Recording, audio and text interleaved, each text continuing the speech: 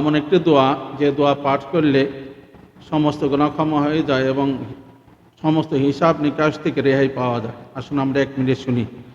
عن عائشة رضي الله تعالى عنها قالت قلت يا رسول الله إن علمت أي ليلة ليلة القدر ما أقول فيها قال قولي اللهم إنك عفو تحب العفو فاعف عني رواه ابن ماجه والترمذي। আয়েশা রাদিয়াল্লাহু তাআলা আনহা থেকে বর্ণিত, তিনি বলেন, আমি বললাম, ইয়া রাসূলুল্লাহ, আমি যদি বুঝতে পারি কখন লাইলাতুল কদর, কখন শবে কদর হয়, তাহলে আমি কি আমল করব, কি বলবো?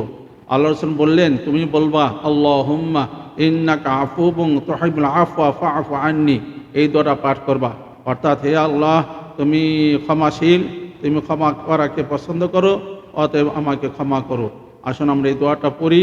এই দোয়াটা পড়লে সমস্ত কিছু থেকে মুক্তি পাওয়া যাবে, রেহাই পাওয়া যাবে। আল্লাহ আমাদের তৌফিক দান করুন।